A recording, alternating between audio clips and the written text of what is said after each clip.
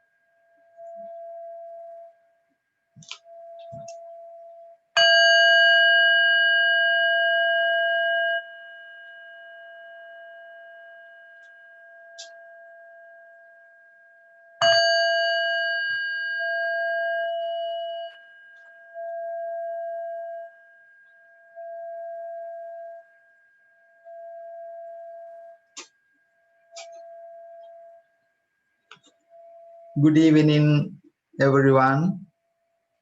Warm welcome to Buddhist Academy Mindfulness Meditation Center, to our monthly online webinars program. This is the first one of the year 2021, as we are going through very challenging time.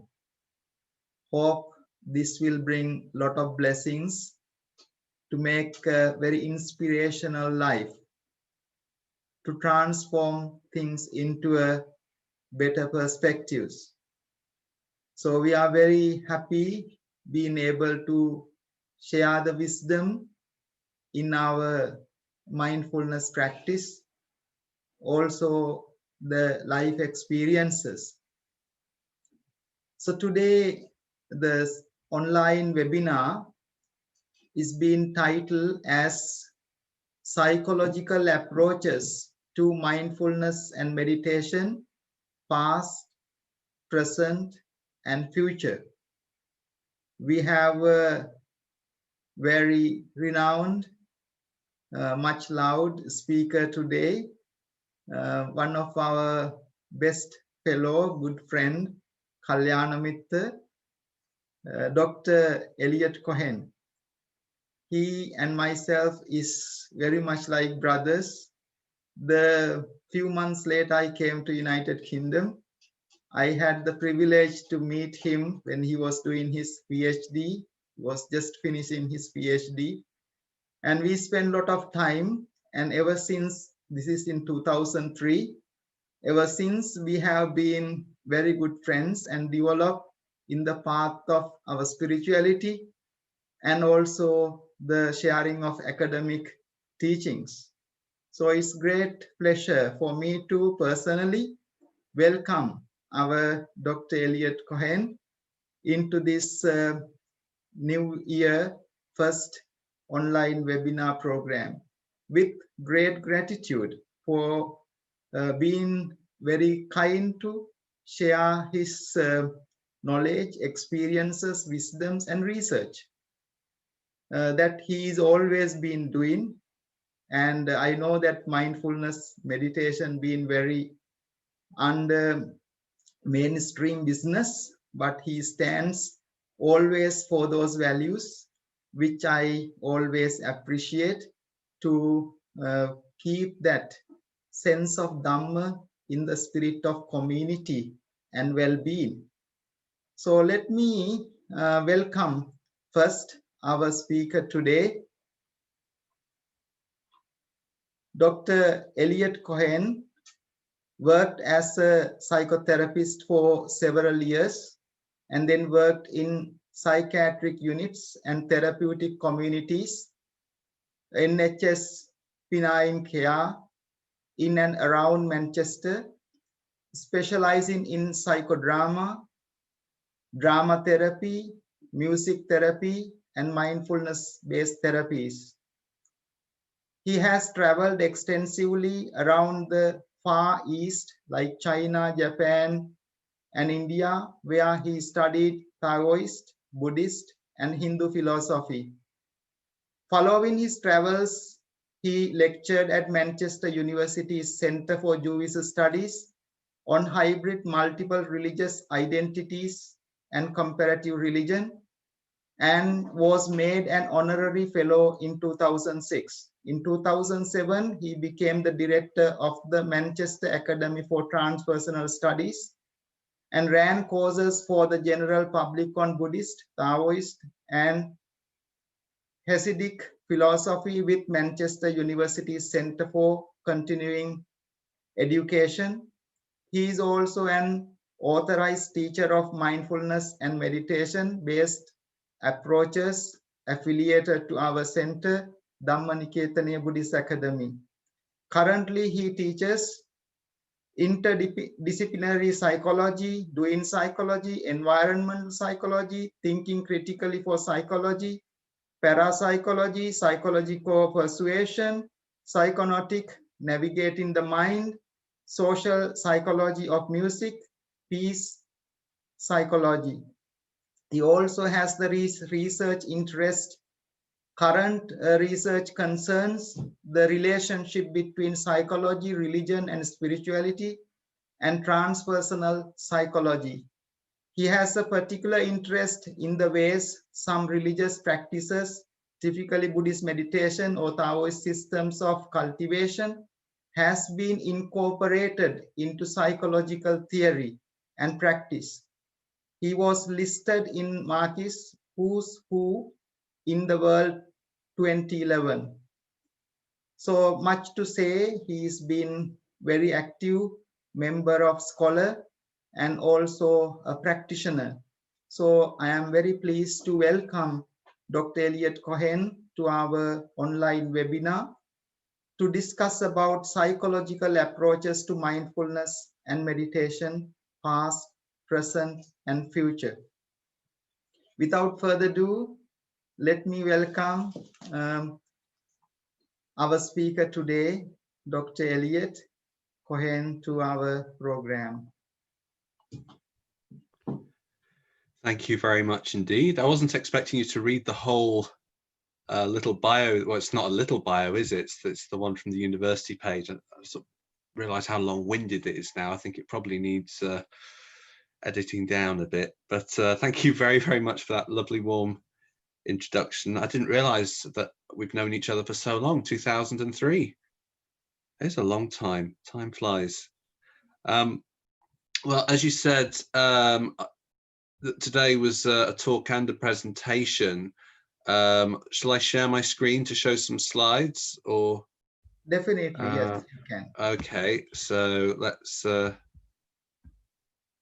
share this. So hopefully you can see me, and can everyone see?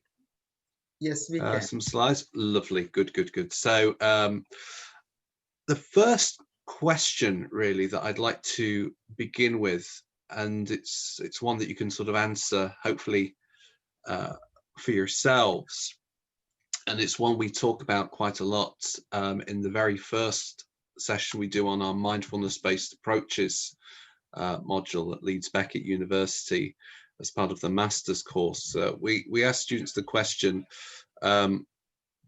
what is Buddhism? Is it a religion?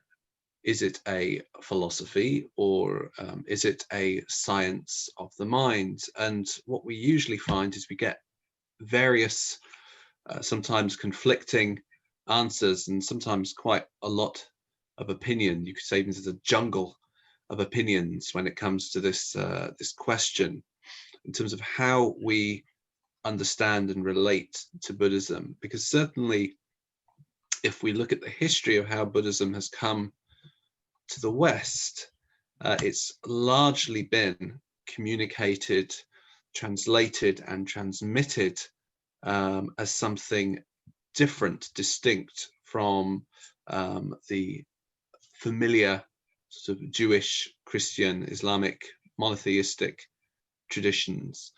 It was always presented as something distinct, something unique. And one of the ways this happened was through it being presented less as a religion and more as a philosophy and even as a mind science. So from some of the earliest days of, say, for instance, the Pali Text Society, which translated some of the earliest scriptures of the Pali Canon and the Nikayas, we had this sense of Buddhism containing or being a form of psychology. Case in point, an early book by, I think this was Caroline Rhys-Davids, Buddhist Psychology, 1914. Now that's a book that's now over 100 years old.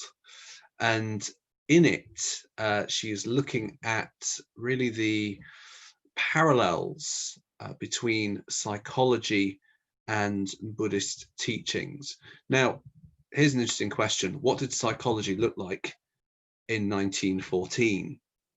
You know, this is not the psychology that we have today. When I say psychology to you now, you probably have very different images in your head. You probably think of maybe experimental psychology and lab-based research. If you've ever done psychology as an undergraduate, you probably have a very fixed or firm sense of it being a science of mind and behavior. And that's certainly how it's presented and understood today, as a science primarily of mind and behavior, particularly interested in questions of measurement and prediction when it comes to human behavior. But at this time, psychology was very, very new.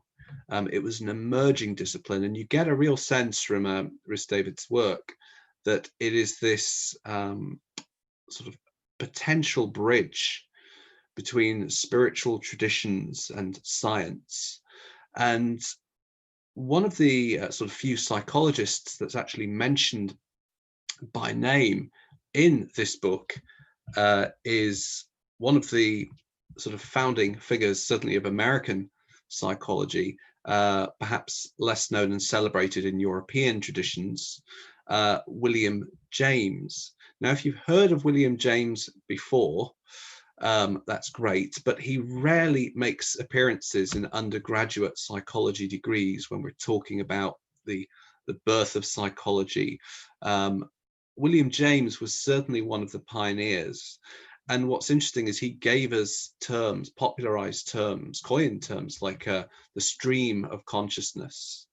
He pioneered the study of the varieties of religious experience, one of his most famous and celebrated books, which you could say launched both transpersonal psychology. It's, I think, one of the earliest texts where you see the word transpersonal, I think hyphenated, but it makes an appearance. This idea of going beyond the ordinary self, the everyday mundane sense of self or ego, opening up to non-ordinary mystical religious states of consciousness. So William James, you could say, is an interesting figure to consider. And if psychology hadn't gone down the route as it did with like that first force of the psychoanalytic tradition, mostly Freud and others and the neo-Freudians, and then down more experimental and behaviorist lines of thought, more lab-based forms of psychology, we'd probably have a very different kind of psychology today, one that would be much more open to the stream of consciousness, one far more open to religious and spiritual experience, because that's arguably where psychology, as far as James was concerned, that was a valid area of study and research, but it very quickly became excluded. Now, James was particularly interested in our minds, our experience. As I said, he sort of promoted this idea of the stream of consciousness. He pioneered this idea of radical empiricism, which, if you want to look that up, it's essentially a way of observing, of knowing one's experience and how one perceives the world and makes sense of the world, and how one interprets the world. And it has as its center our mind, our experience, our lived experience, as phenomenologists would later call it. So it's interesting that psychology didn't really go down the route of William James's inquiry, that rather, when I say psychology to most people, they might actually think of Freud. So how about Freud? Where id was, there ego shall be. Well, this is an interesting statement. What is the id? The id is the unconscious. It's the mysterious, the unknown part of our psyche that's not completely separate. It leaks through. The term that Freud used actually is das Es, the it. And we can see this in everyday language. I don't know why I lost my temper. It just happened. I don't know why I shouted at that person. It just happened. When we put it in that language, it becomes more familiar, more relatable. So Freud's understanding, particularly his idea of the unconscious, is that we're being largely driven by unconscious forces, motives unbeknownst to us often, that largely we are a mystery to ourselves. And that is this idea of das Es, the id, this great mystery of the unconscious. And his idea was to shine a light on this unknown, shadowy region full of passions and instincts, shine a light through psychoanalysis so that we could be more self-aware, more aware of what we are, of what is driving us. And that's really what this means. And it has, you could argue, something of a quality of liberation about it, being freed from something, being freed from the unknown, powerful, potent drives of the id, of the unconscious, or being punished by an overly strict superego, or simply put, our conscience. Freud was interested in this idea of being liberated, more free. So you could make an argument that there is this sense in Freud's teachings, his ideas of liberation. But he's quite pessimistic about human nature. You could argue he's very pessimistic about human nature, really. He thinks that human beings are essentially quite mean, quite cruel, driven by sort of selfish, self-obsessed, and often unaware, this lack of awareness of the unconscious, of the content of their own psyche. And so you could make the argument that Freud was very pessimistic about human nature, and having lived through the First World War and seen the rise of the Nazi regime, he had really seen the worst of human nature, and actually had, you could argue, had many of his pessimistic theories confirmed by what he'd seen. One of the goals of psychoanalysis, Freud said, was to replace neurotic misery with just common unhappiness. Which really doesn't sound optimistic, does it? You know, replace your neurosis, your a more disturbed unhappiness with just an everyday, ordinary unhappiness. This is a far cry from the Buddhist goal, you could say. Neither Freud nor many other psychologists, psychological thinkers have this idea of awakening, certainly not of nirvana or nibbana. And when Freud does write about what he calls the nirvana principle, you could argue it's a complete misunderstanding or misrepresentation of the Buddhist term. He sees it and relates it to what he calls the death instinct, the wish not to be, not to exist, which is, I think, very, very pessimistic and one of the extreme misunderstandings of nihilism that the Buddha strives to avoid, but which Freud seems to slip into due to his misunderstanding of the Buddhist tradition. So you don't get much in the sense of liberation, of awakening in early Freud. But what's interesting is later on, a lot of psychoanalysts become interested in Buddhism. I'm thinking particularly people like Eric Fromm, who started to study Zen Buddhism with D.T. Suzuki and wrote books like Zen and Psychoanalysis. But arguably Fromm was from a different perspective. He was more humanistic, he was more optimistic, you could say, about human nature.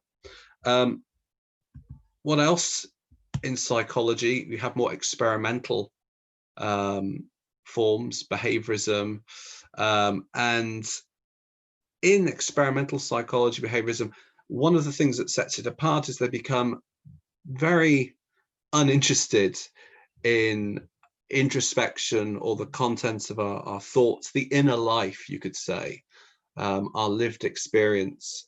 A rather crude reduction limits us to this idea of stimulus and response, that we are simply reacting to our world around us, that the best way to understand humans is through the observed behaviors that we see. What about our inner life? Well, we can't be trusted to report that. We can't really be trusted to give an accurate account of ourselves or the content of our minds. So you could say experimental psychology, behaviorism, is more concerned with the external than the internal aspects, the outer rather than the inner. These are large brushstrokes, but I think they're quite helpful in terms of getting us through a condensed understanding of where psychology is. So certainly you don't find any interest in contemplative traditions or meditation in these early traditions of experimental psychology or behaviorism.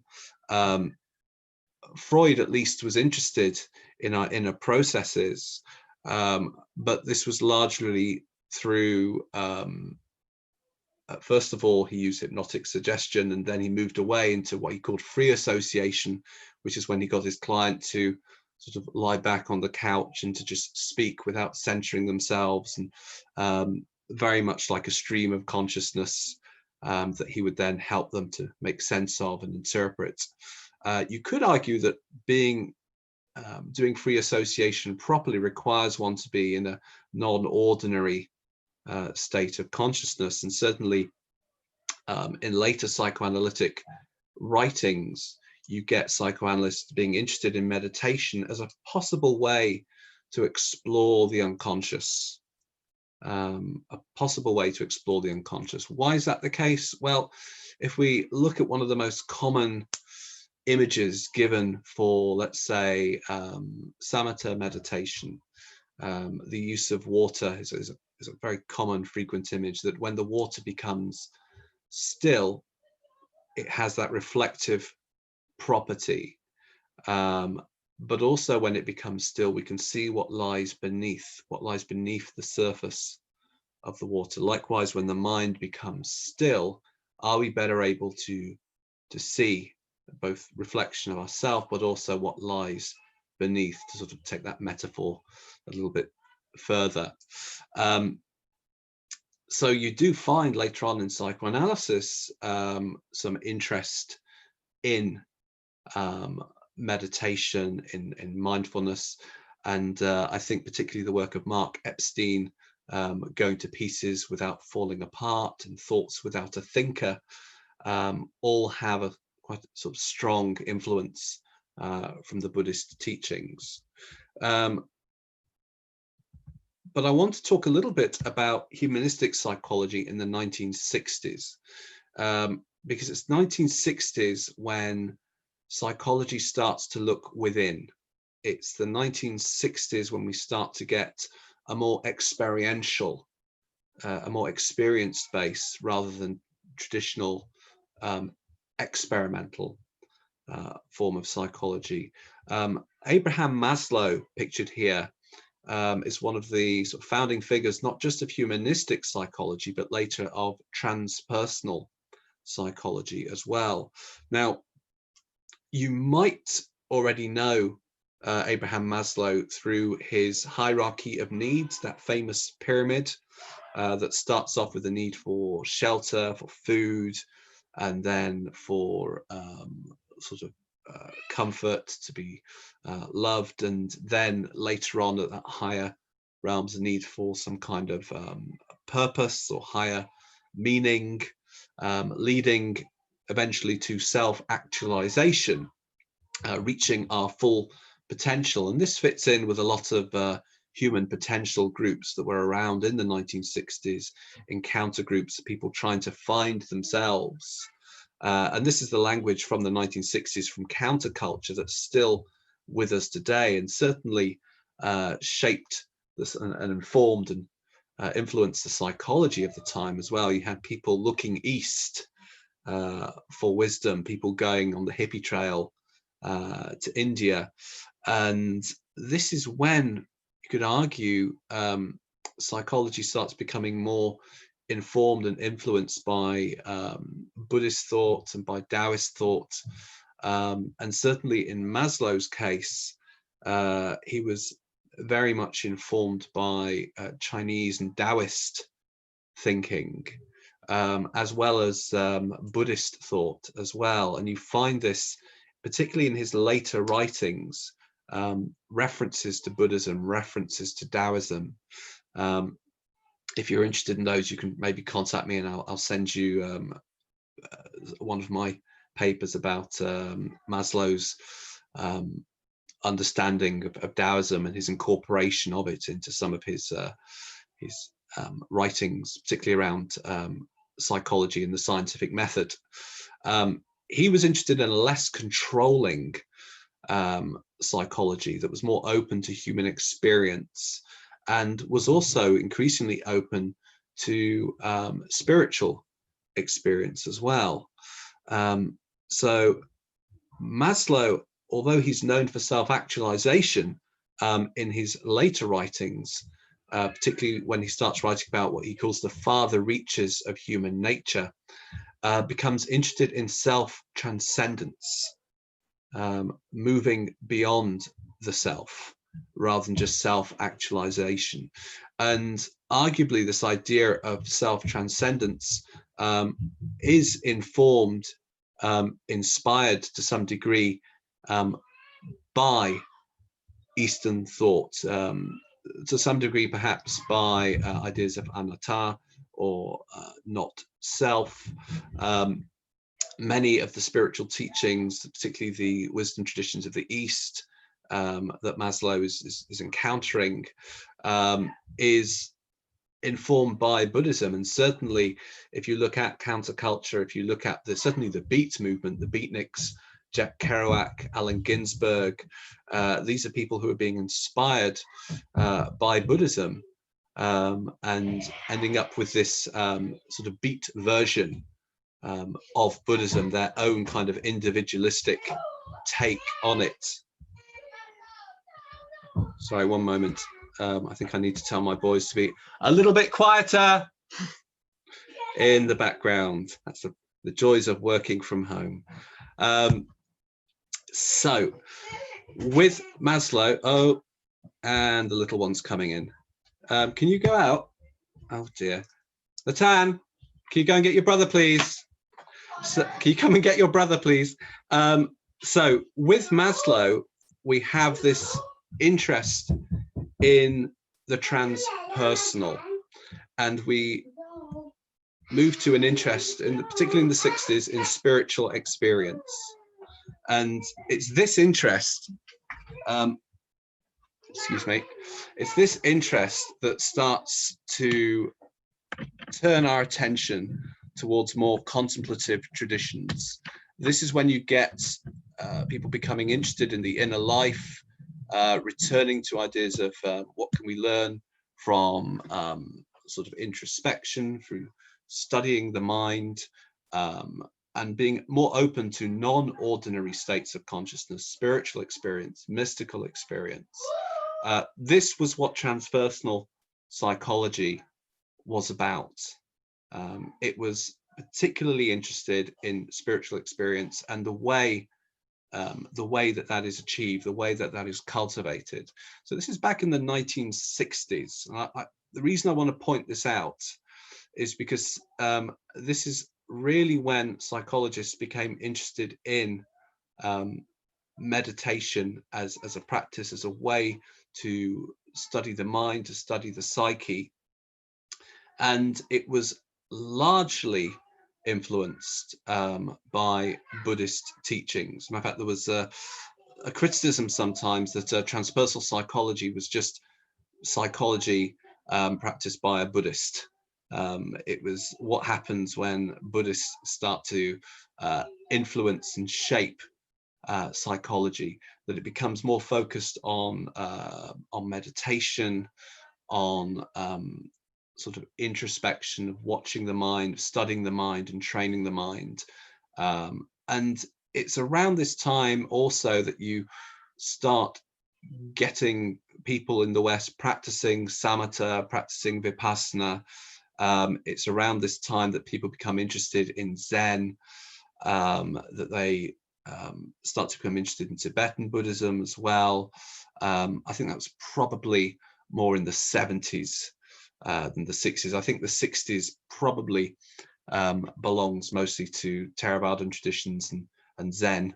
And then in the 70s, you've got quite a lot of Tibetan lamas starting to visit, and the Dalai Lama perhaps becoming a more familiar figure.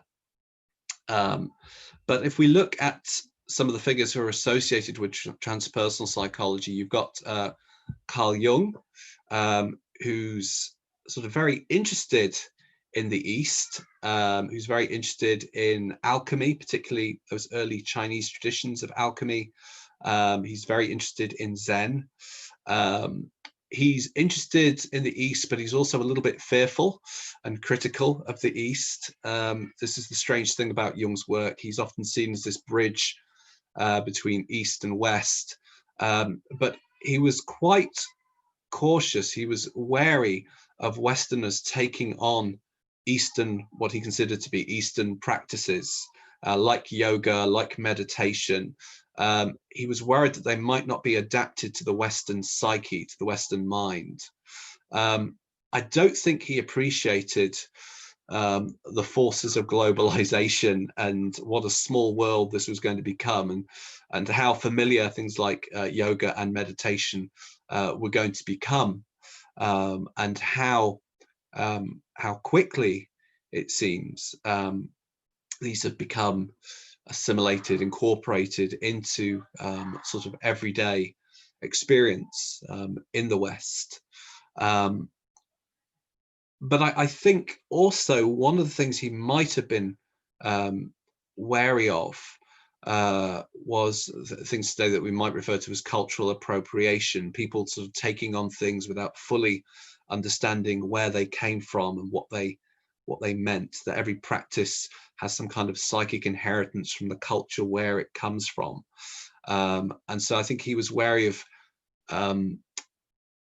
particularly the theosophists, who would sort of almost dress in Indian garb sometimes, or take on some of the cultural sort of behaviors that were sort of foreign to them, and that it almost, in his mind, I think, became something like a dress-up or some kind of colonialist game.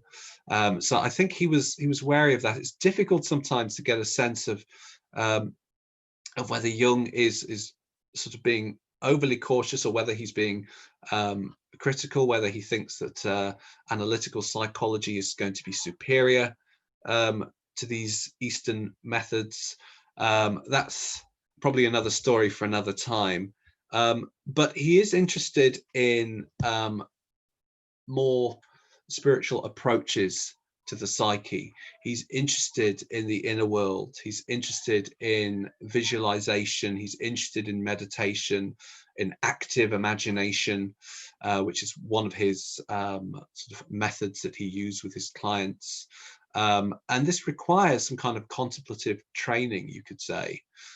He's using mandalas, which are perhaps more familiar in sort of Mahayana and Vajrayana Tibetan Buddhist traditions, but he's using these models and maps of, as he sees as the psyche, to explore and explain the content, the collective unconscious.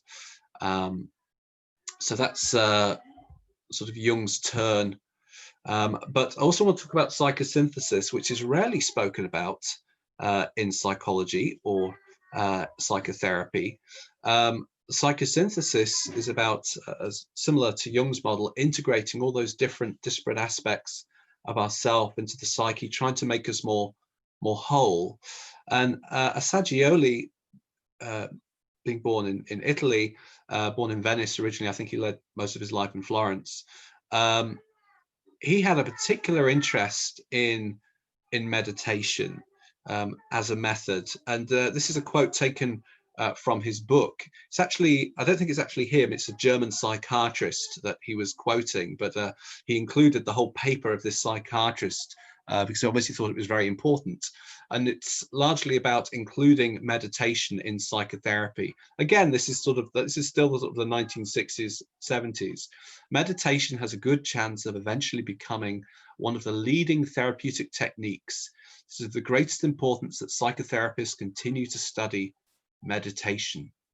This is way ahead of sort of the mindfulness movements that we have today.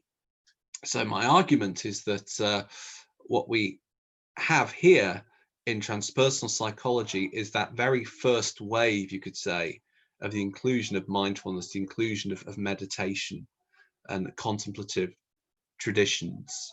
I'm aware of the time, and I don't want to run out. And obviously, I'm skimming the surface here. I am sort of giving a rough map of the territory. I'm very aware of that.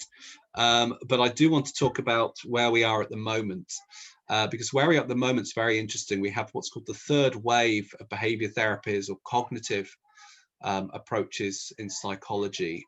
And the third wave of cognitive therapies include things like mindfulness-based stress reduction, MBSR, mindfulness-based cognitive therapy, ACT, which is acceptance and commitment therapy. And these are all forms of psychotherapy that have largely been kind of synthesized, intertwined with mindfulness. And a lot of the evidence base that's used to support this comes from research in neuroscience.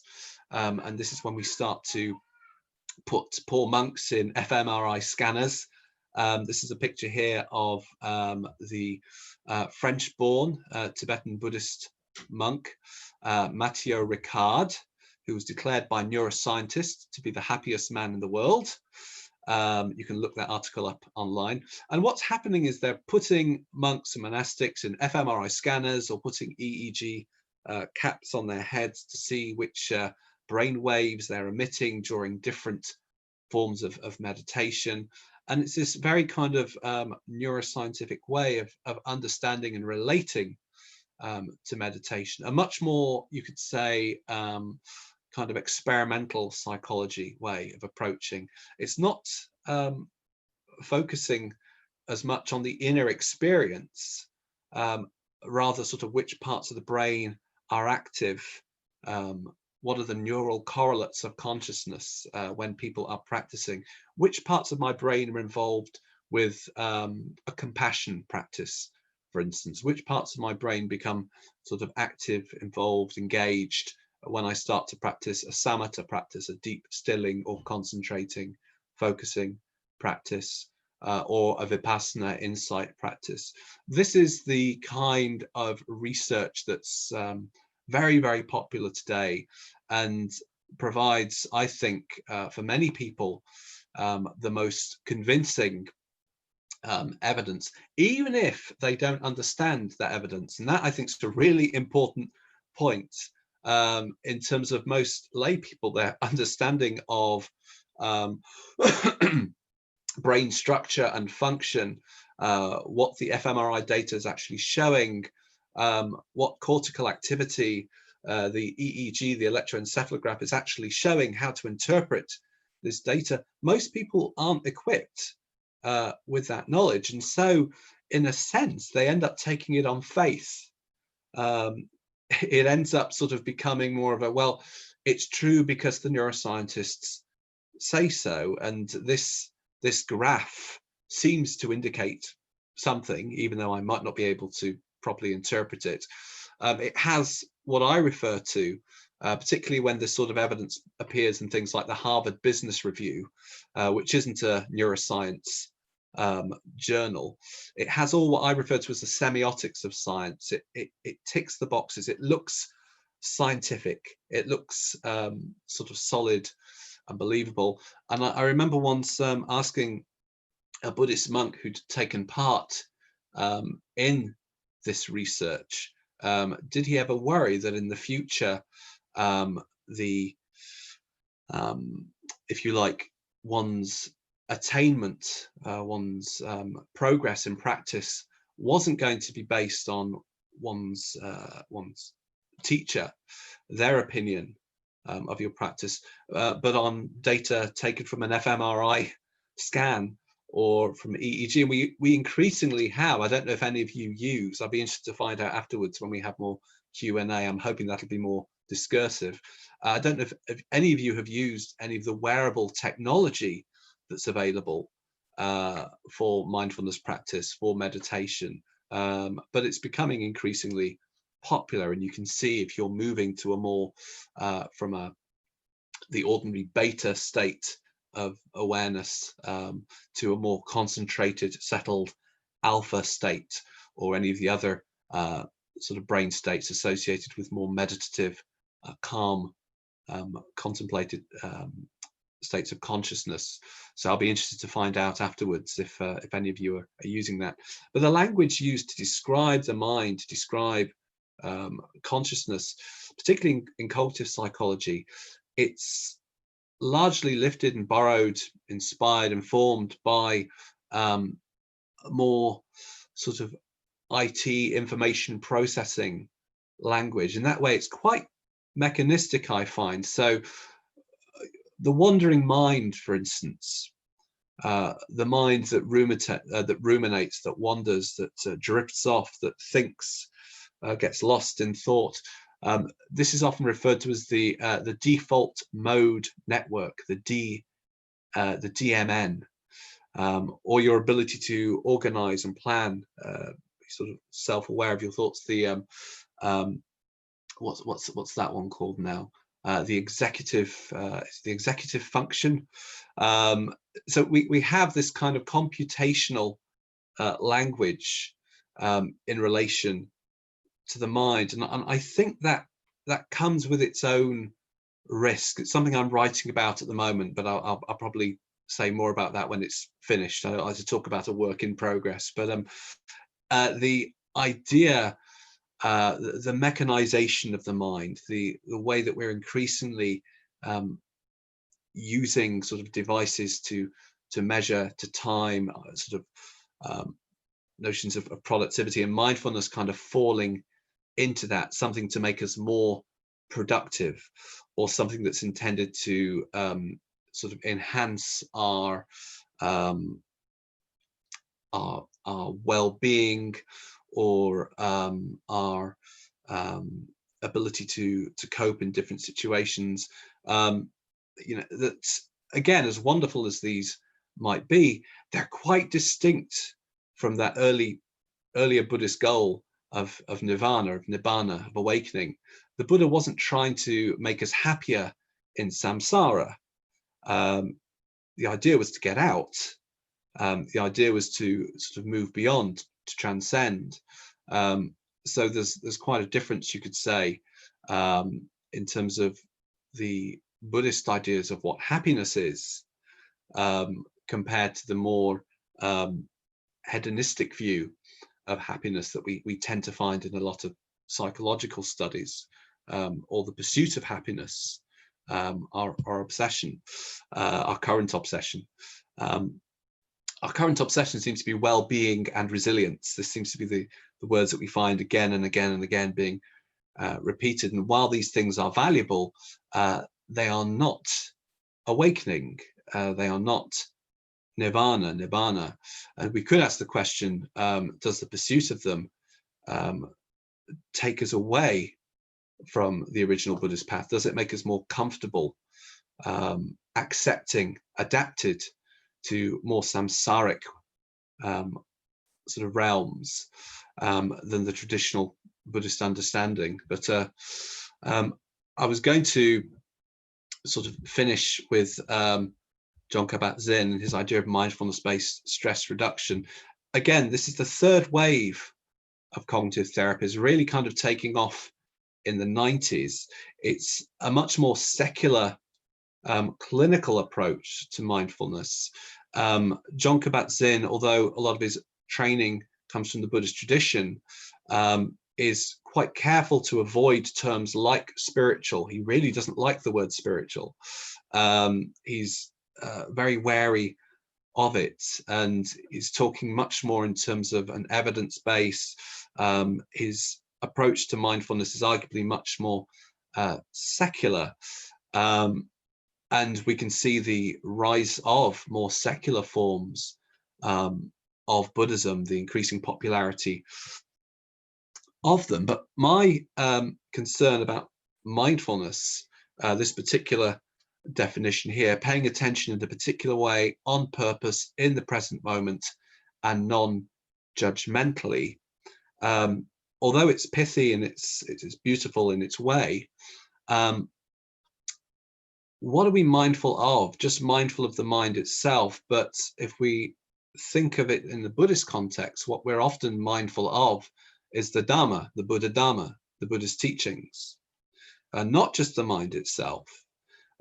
We are aware of the mind in terms of the trying to extinguish the three poisons of hatred, craving, of ignorance. We are mindful of those three seals of the Dhamma, of dukkha, unsatisfactoriness, of anicca, impermanence, of anatta, not self. That it's within this context that mindfulness training occurs. It's within the context of the Eightfold Path, of which mindfulness is just one spoke on the wheel. It's within the context of the sila, of the ethical training, of dana and sila, the things that precede, that are the foundation for all of this, that are usually well established prior to this training. So it was arguably more in the early days, in the 60s and 70s, where there was arguably more dialogue with these wisdom traditions in their original context, which is still ongoing. It's a slow growing, you could say, dialogue between the East and the West that's going on within transpersonal psychology, that I think we miss in these more, let's say, kind of third person approaches, these more experimental approaches, these more empirical approaches to mindfulness, that lead to these arguably more kind of mechanized views of the mind, that I think are quite different from certainly the early Buddhist conception of mind, and quite different from what William James had in mind with the stream of consciousness. I think we've moved quite far away from that. Needless to say, though, mindfulness is now part of psychology, kind of an integral part of psychology and psychotherapy. But bear in mind, although it's referred to often as the third wave of the cognitive therapies, of the behavioral therapies, it was part of that very first wave of transpersonal psychology in the 1960s. So that was my kind of main point today. I'm aware that I've gone a little bit, I think only 2 minutes or so over the time in the schedule, because we were going to have some questions, I think about 10 to 8, weren't we?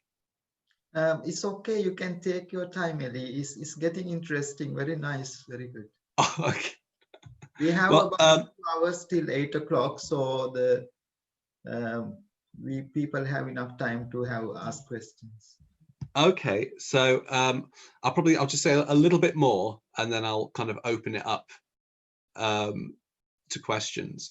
So I think let's give a broad overview of what I've said, and then we'll try and reach some kind of tentative conclusions, bearing in mind that what I presented here is kind of a very rapid whistle-stop tour, a very incomplete picture of the emergence of psychology that I've tried to tie in with the encounter with Buddhism, sort of the translation of the Buddhist texts in the early 20th century, the Pali Text Society, and how one of those earliest books that came out was about Buddhist psychology.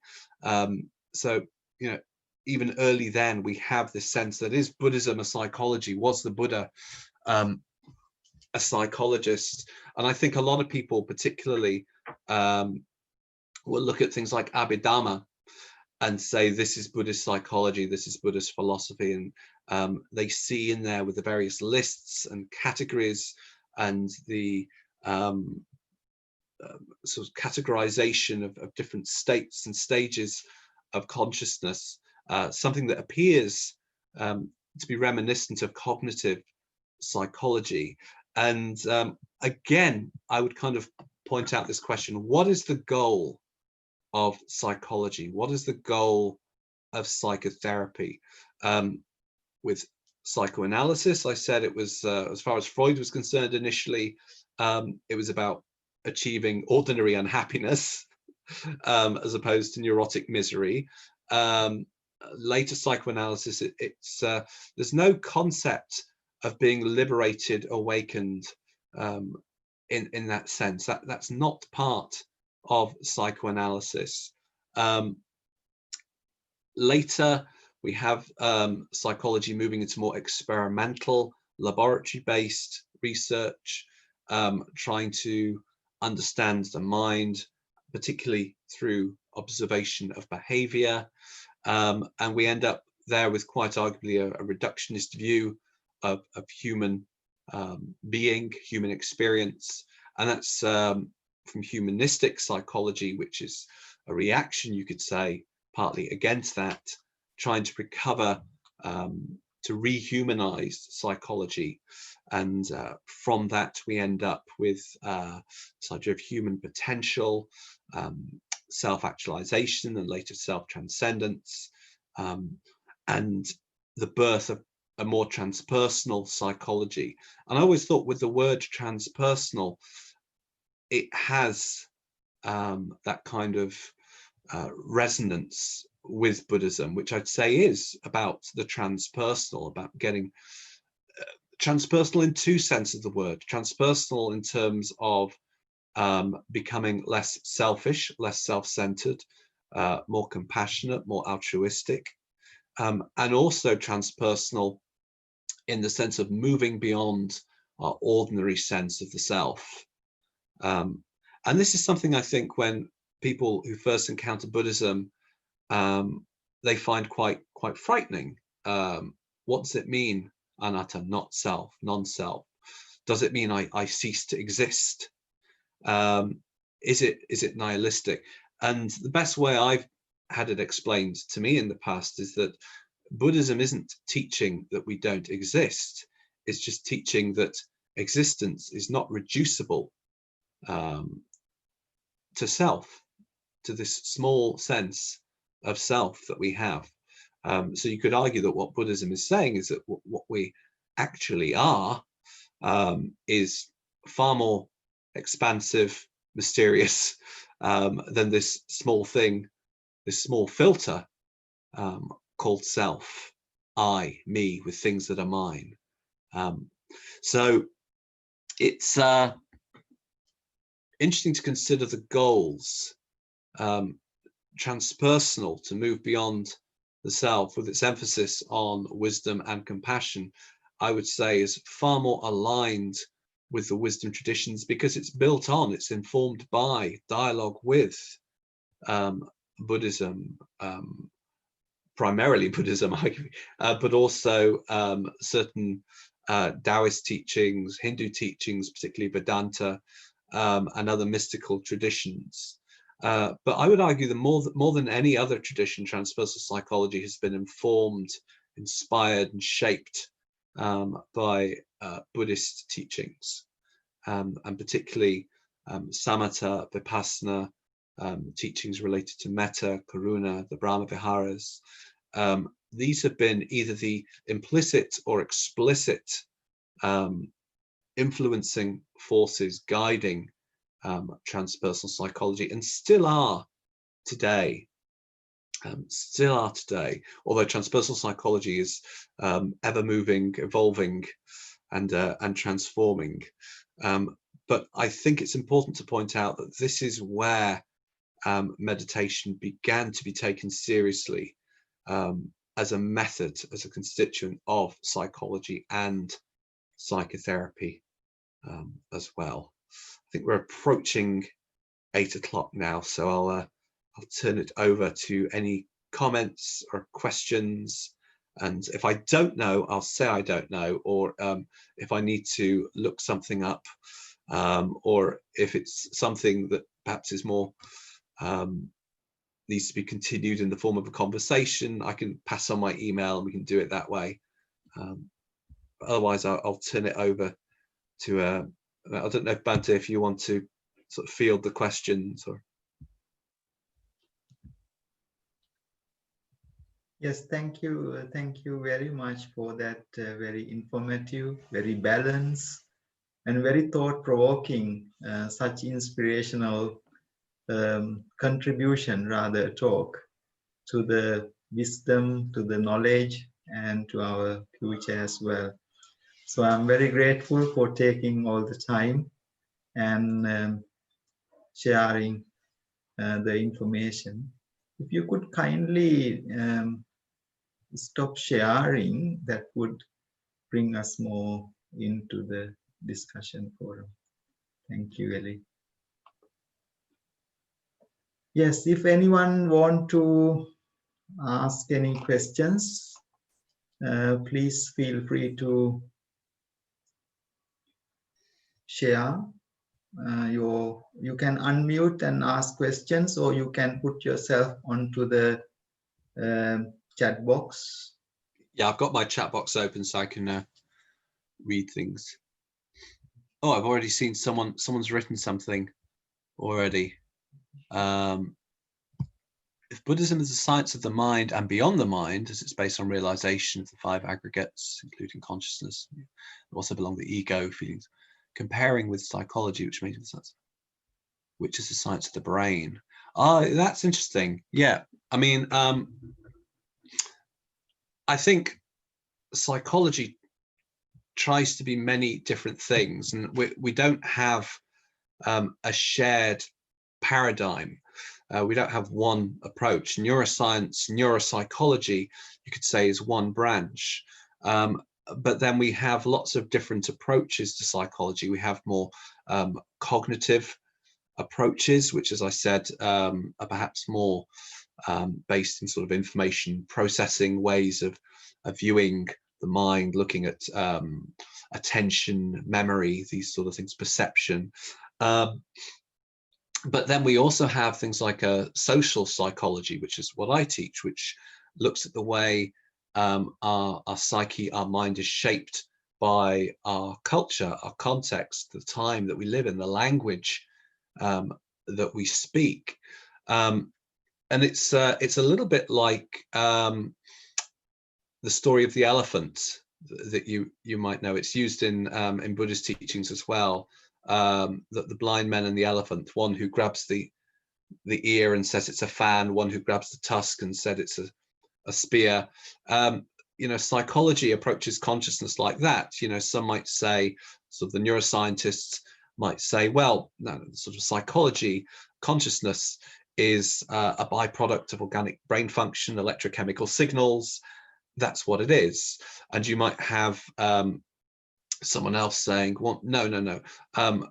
Consciousness is about perception, the way we see the world, organize the world, the various schemas that we have. And then you might have a social psychologist like myself saying, no, it's about the way we are socialized into a particular culture, into a particular society, taught how to see, to perceive ourselves, to relate to ourselves and others.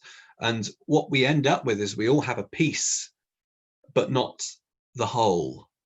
And I think psychology tries, and I think is becoming more interdisciplinary. That's one of the reasons why we have interdisciplinary psychology, because many of us have recognized that although all these different parts are very interesting in and of themselves, they are parts that are incomplete by themselves, that need to be placed together side by side. If you are feeling happy, I'm not explaining your happiness by saying that you are metabolizing serotonin efficiently today. That doesn't really encompass your experience right now. Or if I start talking about endorphins, it doesn't encapsulate what's making you happy. Why is it making you happy? What are your sort of associations? What are your feelings in this moment? It's part, a small part of a bigger whole, an important part. And I am interested in neuroscience. It was part of my training as an undergraduate when I did my psychology degree, as it is many psychologists, and it's something that I've continued to follow.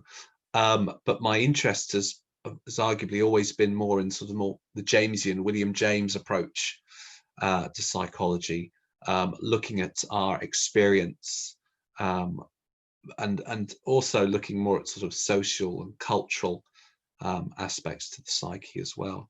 But I think it's interesting, that distinction between mind and brain, which is also a little bit muddy and cloudy sometimes when we're talking about the mind and when we're talking about the brain. We can slip between those terms. What's a mind state and what's a brain state? So it's quite slippery, I think. But it's a really good question. It's a really I think important point that you make. Thank you very much. Is that Dr. Kamal Witharana? Yeah, thank you, Eric. Thanks so much. I got it. I mean, especially I like what you said, when you accumulate your serotonin, so you can't say that you are happy. Yeah, I got it. Thank you.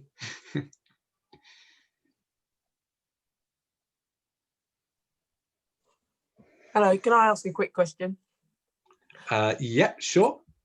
I just wanted to know what the monk said when you asked him what he thought when he wouldn't be judged by his attainment by the teacher, or would it be the scanner? Do you remember what he said? Yes, I do remember very clearly what he said, because he sort of thought it was quite a funny question, and he said, you know, however advanced this sort of brain imaging technology gets, they will never be able to capture the inner experience, the state of samatha, or the experience of vipassana, or the feeling of metta, you know, that can't be quantified in that sense. It can't be revealed. Measured. Yeah, can't be measured. And I think there is a sort of something of an obsession within many forms of mainstream psychology with measurement and prediction. And you know, we need to accept sometimes that some things can't be meaningfully measured or predicted. That we need, I think, to be a little bit more open, comfortable with uncertainty and ambiguity. Thank you. Yeah, great talk. I really enjoyed it. Thank you. Oh, very much. Thank you.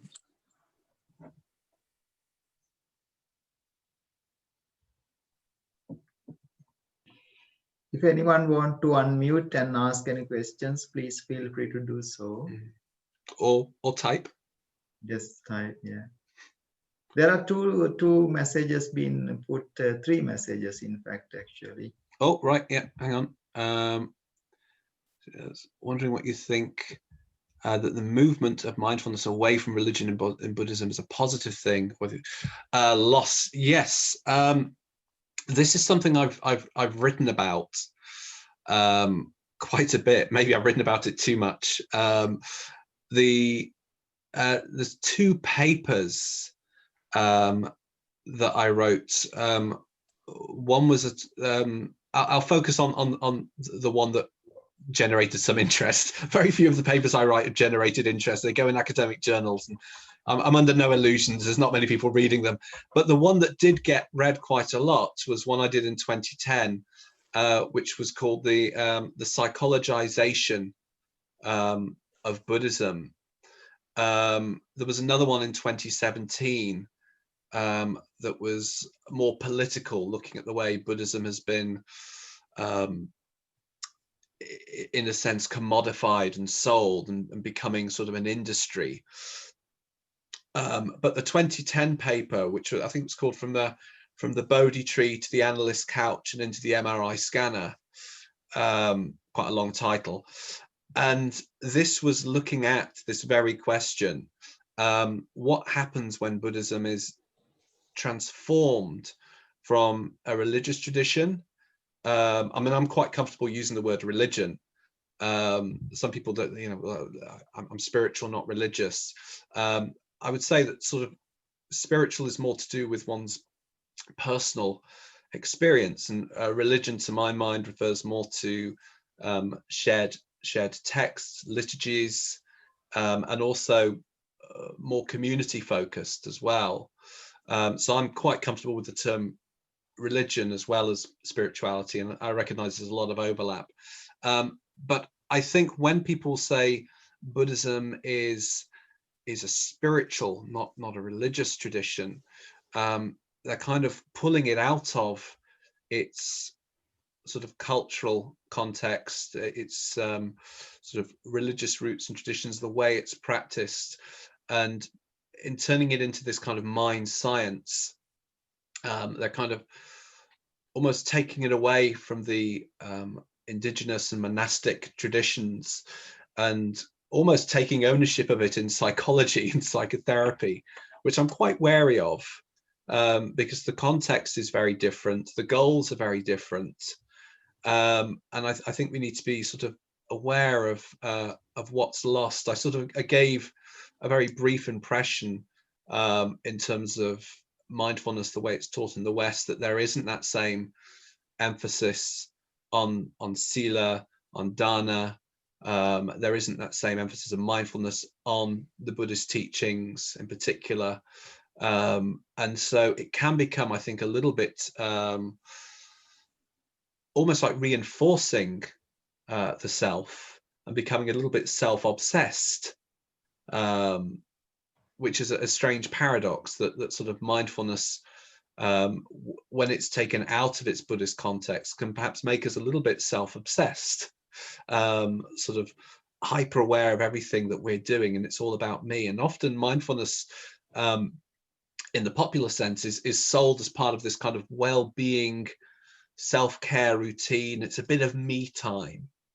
You've probably all heard this kind of language, and I'm very interested in the language that we use and the language that surrounds mindfulness, and where it's used and how it's used. So I think there is potentially a lot that is lost through trying to secularize it, and I talk a bit about this in that 2010 paper. If you put if you did a quick Google search, Elliot Cohen 2010 psychologization Buddhism, you'd find it straight away. Probably everything else that I've written as well. I also looked at the way Taoism had been psychologized as well. Bit of a one-trick pony, really. I look at Eastern traditions, and I'm like, how have psychologists sort of changed or interpreted or reinterpreted this to fit to their particular agenda or ideas?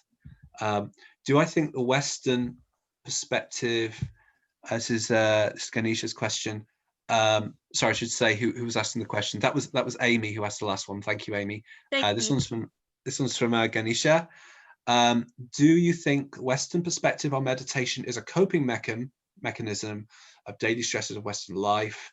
It seems to be an extract of Buddhism. Yeah. Whereas in fact, Buddhism and the Dhamma teachings provide context and guide actions. Yes, absolutely. I mean, this idea of a coping mechanism that helps us adapt to daily life and struggles. I mean, on one hand, this is arguably beneficial, but it's such a small part of what the Dhamma can do and what it's actually about. One of my favorite transpersonal psychologists who passed away a few years ago, John Wellwood, who wrote the book, I've got it on my table here, Toward the Psychology of Awakening, was warning about this in the 90s. He was saying that the kind of the psychologizing of Buddhist meditation can really strip it of its power, of its radical power to transform, to transcend, and it can just turn it into a life hack. You're all familiar with these terms, you know, just another sort of quick technique to cope with a bit of anxiety or a bit of stress. But again, what about awakening? Have we just completely given up on that?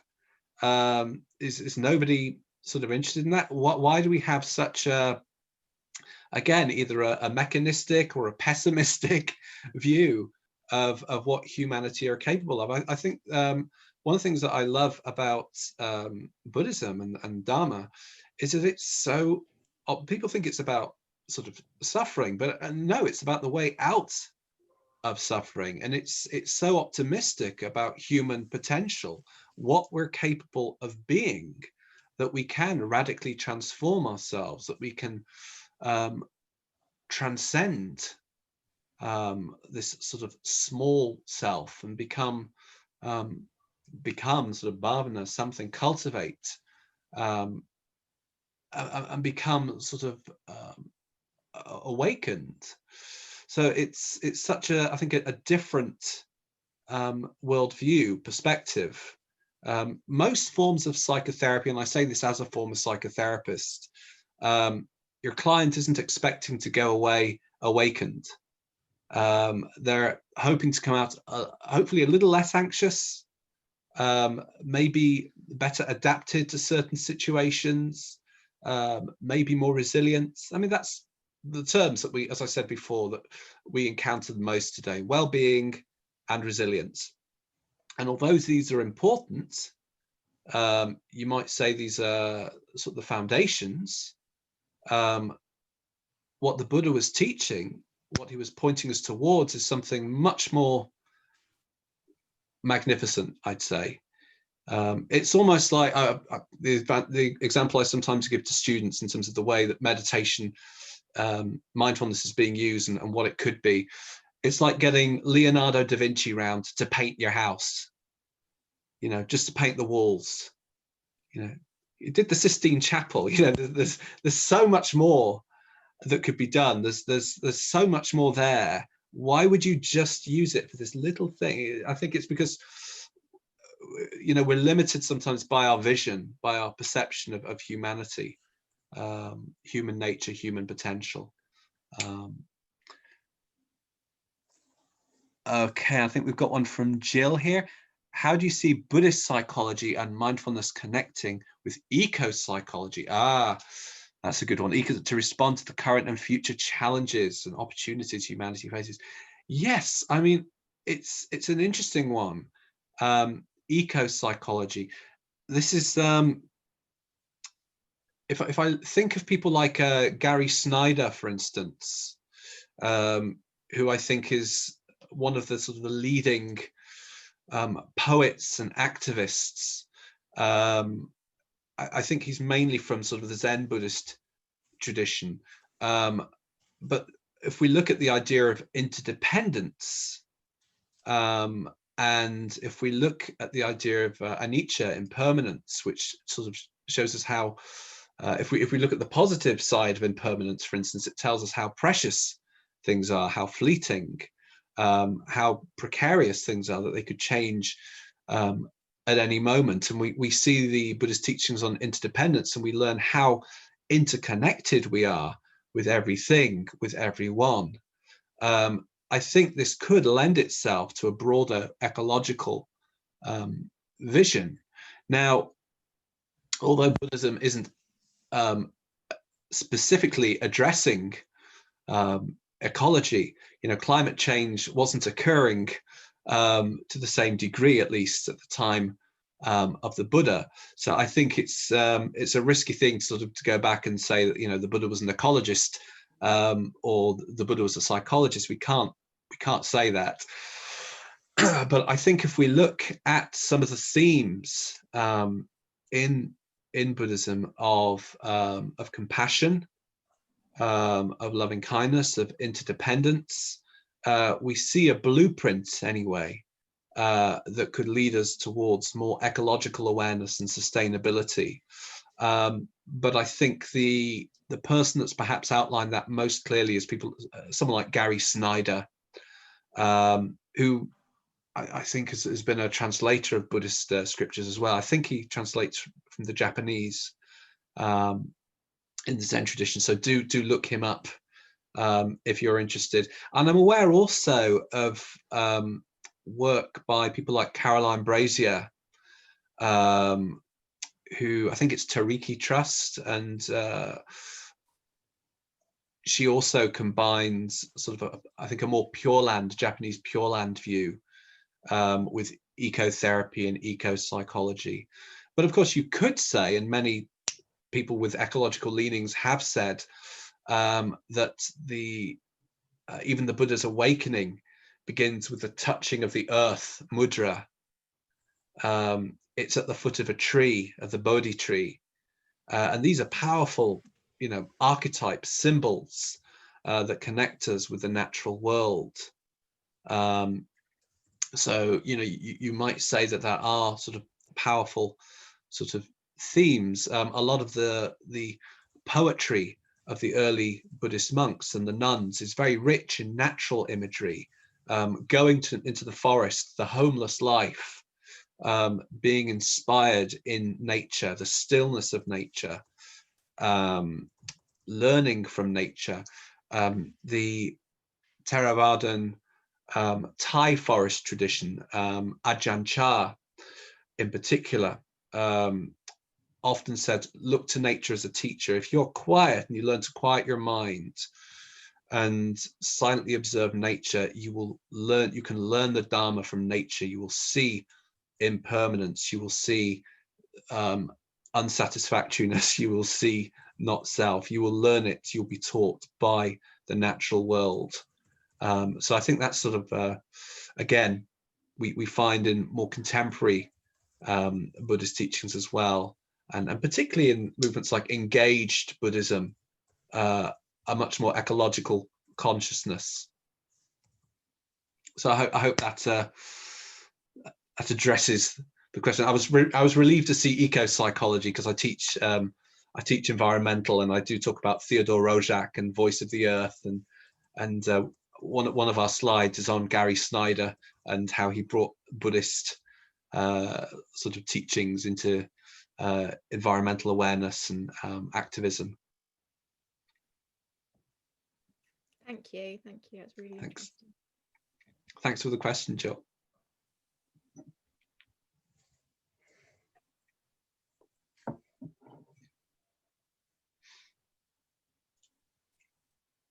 Are we now observing the noble silence?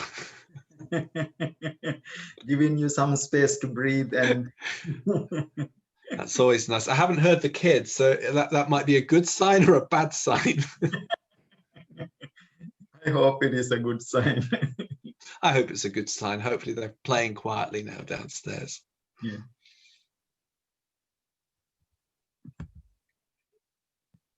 Anyone or want to unmute and ask any questions or put into the chat box, feel free to do so.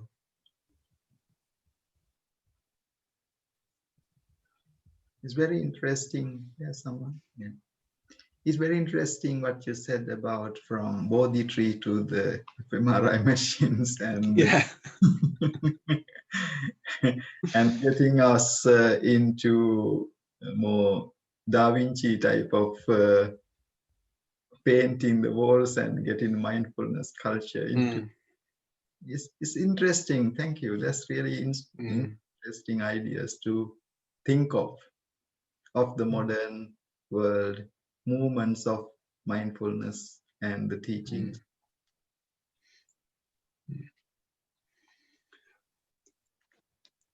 Oh, got a question about this is from Priya. About sustainability and caring for the society environment. I recall Lord Buddha has advised the bhikkhus not to overburden the villagers when they decide on areas to visit and stay on.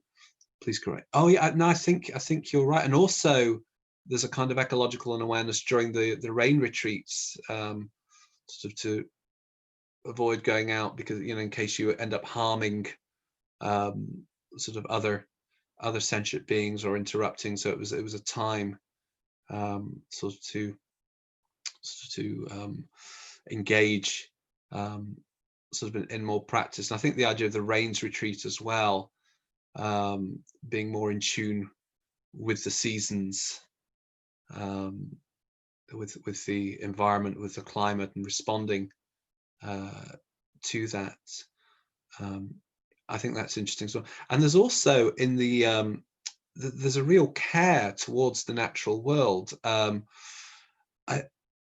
recall when we've had sort of monks visiting various centres in Manchester, and you'll know this if you've ever given dana, that there's the rule in the Vinaya that if you're giving fruit that have seeds, as a layperson, you have to make a cut and then say in the Pali, I make this acceptable for you, before the monk can eat it, because this is something that has seeds that could give sort of life to others. So there is this idea in there of, I think, great sort of reverence and respect for nature, for the natural world. I think integral to the Buddhist teachings, and that's found in the Vinaya and the Code for the Monks, which is again very rarely talked about, sort of outside Buddhist studies. And I think it was in some cases it was deliberately kept sort of quiet or separate, and lay people certainly weren't encouraged to study Vinaya. But I think it's those sort of things are interesting in terms of how it sort of demonstrates that sensitivity to the natural world. And I do know that practices like metta bhavana appear to give people a sort of more sense of connection with the natural world. You read in sort of, I think it's in the Karaniya Metta Sutta, or maybe commentaries, that people that practice this won't be bitten by snakes or attacked by tigers. I used to think this was just nice sort of sentiment until this is about, how long ago was this? It's like 15 years ago or so. We had some monks visiting from a Thai temple, and I was showing them around Manchester, and they were in, I won't say which bit of Manchester, I don't want to give it a bad reputation. There was these young lads there, and they saw me with 3 monks, 1 elderly monk and 2 younger monk attendants, and they had a dog with them on a rope, and they started shouting at us from across the road, and then they crossed the road to our side, and I thought, oh no, this is not going to end well.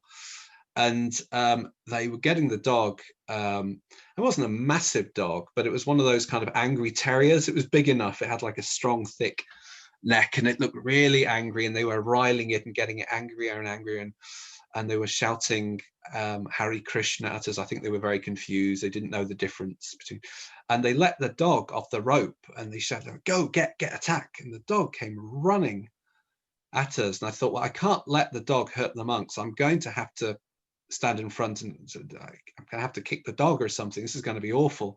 I can't let the dog, I'm looking after them. I was charged with looking after the monks. They can't do anything. I'm going to have to be the one that does something here. I'm the layperson. And so I was getting ready, and the older monk gently pushed me out of the way and knelt down and just opened his arms, and the dog got within about 1 meter and rolled onto his back and started whining, and the monk just rolled down and stroked his belly, and it was whimpering, it was licking his hand, and I would not have believed this if I hadn't seen it myself. And I got goosebumps, and I have goosebumps every time I tell this story. And I remember saying, afterwards, being very convinced, the lads took the dog away and just went off. I think they were a little bit confused as to what happened. And I said to the monk, what did you do there? That was, that was really bizarre. And he said, oh, it's just metta bhavana, that's all, just metta. I gave the dog metta as it was charging towards, barking with froth coming out of its mouth. So I think that there is something to that. There is definitely something to that in terms of our relation to the natural world. And there is a lot more to metta bhavana than is dreamt of in our philosophy, let's say. Someone's saying about Carl Jung. Carl Jung's collective unconscious and anxiety, maladaptation due to anxiety. There are so many different kinds of anxiety, and for so many different reasons. I mean, Jung's answer to most things is trying to find a more religious outlook to life, trying to find a sort of a spiritual purpose. But I imagine if you're already here, Shalvi, that you already have this outlook so to some extent. In terms of overcoming anxiety, I couldn't say what would work best in your own particular case, or if you're asking for somebody else. I mean, there is obviously quite a lot of literature in terms of different mindfulness-based approaches as a way to manage anxiety. But from my work as a psychologist, I've known that there's lots of ways, and sometimes if anxiety becomes too much to deal with, then sometimes people can benefit from talking therapies or from medication. I'm not someone that thinks medication is, oh no, never medication. I've seen plenty of cases where it has helped people. It has helped to kind of stabilize and give people a kind of a more of a stable foundation from which they might be able to engage better in talking therapies or more mindfulness meditation practices. So yes, there are probably lots of different ways. And thank you for the Buddhist principles and history of Western psychology. Oh yes, thank you. I hope you enjoy reading up some of that. William, do psychologists conceive of the importance of cultivating merit in the development of the mind? Well, that's an interesting one in terms of merit, generating merit, dedicating merit. There isn't really that principle of merit as it's understood in the certainly in the Buddhist sense. I mean, you know, why do we do good? Why do we you know, do we do good so we feel good? Is this sort of enlightened self-interest? What comes out of skillful action intended to benefit others? I'm not sure really. I probably need to think about this in a lot more depth when I think of the place of merit or cultivating merit in the mind, in psychology, because I can't think of a clear answer. You might have stumped me there, William. I can't think of a clear link between those two at the moment. That might be one I need to think on a bit more, and maybe sort of ask some colleagues as well, particularly in transpersonal psychology, the importance of merit. Can I ask you the question, please? Oh, yes. Yeah, I'm Aruna. I just wanted to ask kind of really, because really as a human being, yeah, we are kind of really through nature and nurture. Yeah, so nature is whatever is the genetic bit given to us and the past experiences, and they affect your psyche sort of really in a big way. And that's where because your present is really influenced by your past. And how do you kind of really understand those experiences or unfold those experiences, you know? Because I think sometimes my concern is your present is going to influence your future in lots of ways, yeah? And to unfold those mysteries, sometimes it's a little bit difficult, you know? Yeah. And that's where I find that sometimes we get a little bit stuck here and there. That's my own thinking, yeah. And obviously meditation and the other things. But I strongly feel that your experiences when you were a child are very important for you, for your future life. No, so yeah. Sorry. Did you have more to say? Exposure to different things, including resilience as well, you know, how to, yeah, because we are all going to meet challenges. Yeah. No, I agree. What's your views about this? Yeah. I think that, you know, from beginning with psychoanalysis, Freud was one of the first to point out, you know, one's formative experiences with one's parents or carers, that these sort of shape one's life, one's present, and one's future. I think the danger is when we perhaps become a little bit too fixed or deterministic and think that, you know, that we are fixed, we're stuck then. We are, in a sense, held hostage by our past, by our experience. So, you know, if we had a traumatic childhood, or have been hurt. There's an expression I remember hearing during training as a psychotherapist, and we were dealing with childhood trauma. And one of the people in the workshop said, well, you have to understand that hurt people,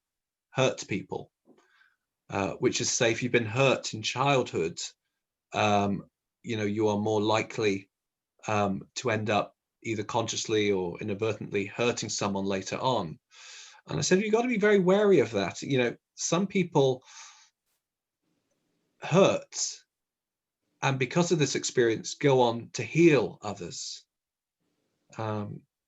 Because of their background, they may go on do very different things to maybe compensate for their early experience, or to maybe heal that trauma in later life. So I think absolutely it plays a part. It's it influences, it shapes us. But I think we also need to be thinking of who we want to be as well, more future directed. So there's an expression, Alan Wallace, who talks a lot about meditation, samatha, and psychology as well. He talks about the cognitive, what's in our mind, our thoughts, our feelings, but he also talks about the conative. And the conative is more future directed. What do I aspire to be? What matters to me? How do I want to shape my life so that my present leads to a better future? So I can perhaps untangle myself from some of the traumas of my past and look towards a more fulfilling, optimistic, more awakened, liberated, compassionate future. So I think that idea of the conative might be useful here as well. That I think sometimes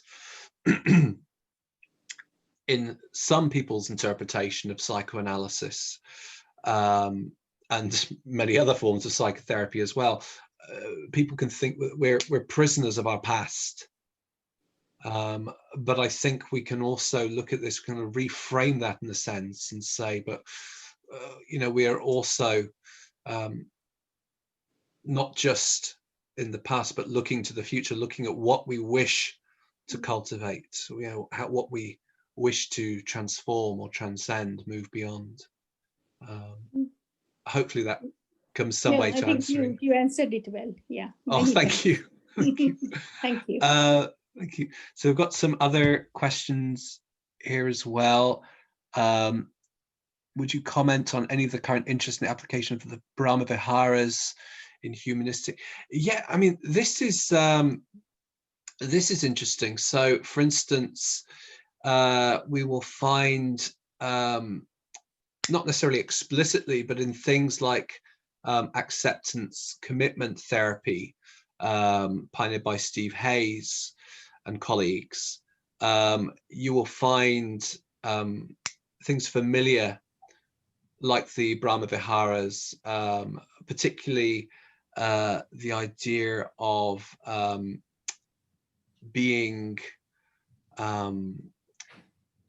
sort of stable in whatever is going on around you. Equanimity, there is the word that I was looking for.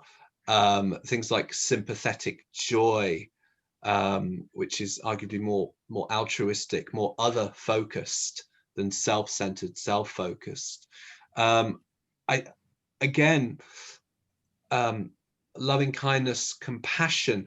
Compassion has recently sort of really started to sort of make more headway into psychotherapy. I'm trying to remember the name of the organization now. I'll have to, I know it's compassion focused therapy, and there is sort of a network that's available. I think that's Paul Gilbert, Professor Paul Gilbert's work, compassion focused therapy. I think he was a clinical psychologist who was looking to bring sort of a more compassion based approach into psychology, into psychotherapy, particularly into clinical work. Paul Ekman as well, who began his career looking at the face, looking at nonverbal communication, looking at how to read the face, how to read the emotions. Almost all his recent interest has been around compassion, authentic compassion, particularly through his dialogues with people like the Dalai Lama. And this is part of a broader dialogue that's taking place with an organization called the Mind and Life Institute, if you want to look them up, you'll find lots of resources and recordings, dialogues with psychologists, psychiatrists, neuroscientists, with not just Tibetan Buddhism, but lots of different Buddhist traditions, lots of contemplative traditions as well, some non-Buddhist traditions as well. So that's sort of interesting. And certainly transpersonal psychology, with its focus on wisdom and compassion, you can certainly see the influence there of the Brahma Viharas, of moving us into more other-centered, altruistic states of equanimity, of sympathetic joy, of compassion, loving kindness. So I think you can certainly see that in the forms of psychotherapy. I think in humanistic as well. I don't know if you've, I get the impression, because you've mentioned humanistic, you might be referring there to client-centered therapy or person-centered therapy, Carl Rogers' work, where he talks about unconditional positive regard for your client, which sounds a little bit like loving kindness or compassion. It would certainly require you to have or to cultivate those qualities to be able to authentically express them, to relate to the client in that way. That's great. Thank you very much. Thank you. Was there another question, or was that the last? Oh no, there was another one. Is it possible to have your email address? Yes, absolutely. I will definitely hand that out. I'll put that in the chat for everyone. Collective trauma draws a lot on these principles being discussed. Yeah, that's interesting. Jill's working on collective trauma. I've done a little bit there on, I think the last thing I had published was part of a group research we did at Leeds Beckett University that was on post-traumatic growth, the way sort of a spiritual outlook can help and heal. That was the last bit of research that we did. That was trauma-based. It was published in the Journal of Trauma Studies, or was it Traumatology? I can't remember the name of the journal now, but it was quite a while ago. Do psychologists conceive of man's development taking place in relationship to transcend? I can answer that, I think, relatively easily. Psychology, certainly mainstream psychology, I think is primarily secular, atheistic, if not agnostic. That's one of the reasons why I'd argue that the spiritual experience, religious experience, has been kind of repressed or pushed to the periphery. It's been excluded until very recently, and even now with the inclusion of mindfulness, as I said before, John Kabat-Zinn is very reluctant to get into conversations about spiritual or spiritual experience. He kind of let's not go down that route. Don't want to be talking about spirituality. He thinks it's going to sort of open the gates to all sorts of, I don't know what, maybe new age thinking or magical thinking. But I think that's more to do with a misunderstanding of what authentic religion, spirituality is. So yes, I think there is a danger actually that psychology can become, if it lacks the sense of a transcendent, something beyond the self, it can become almost like self-worship, self-obsession, if it doesn't have that transcendent idea or principle there. So that was from William. Thanks. I hope I've addressed what you're saying. Priya, self-compassion is one of the areas Recovery College, SLAM Recovery College conducts training sessions on. Yeah, I mean, self-compassion, hugely important. I mean, if we're aware in Metabhavana, we begin usually by cultivating compassion towards ourselves.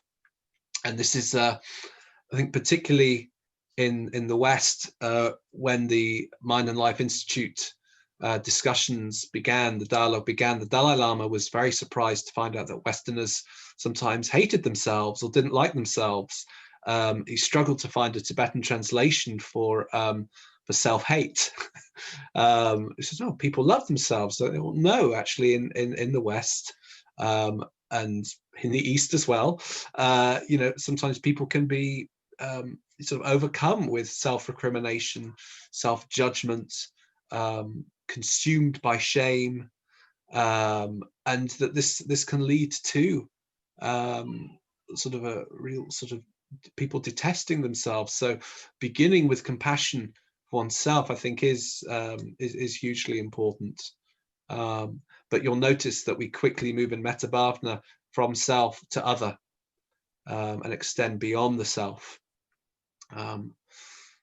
Kristin Neff has also done a lot of work. Yes, thank you. Their work is also very valuable. I don't want to exclude anyone.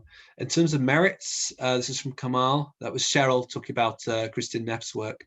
Kamal says, in terms of merit, I think when we collect merits, they would make our mind virtuous, creating wholesome qualities such as generosity, loving kindness, and compassion and equanimity, which are the virtual state of mind. Yeah, I'd agree. And I think this idea of collecting merit or planting seeds in the mind stream, that we can perhaps direct the stream of consciousness in more virtuous and more skillful directions. I mean, maybe that's one of the ways we might begin to incorporate so this idea of merit into psychology, into psychotherapy. I've talked a lot about how Buddhism has been transformed, secularized by psychology, but I'm also interested in the way that psychology, psychotherapy might be transformed and informed by the Dhamma as well. It's a two-way relationship, and we're still in quite early days, very early days, I'd say.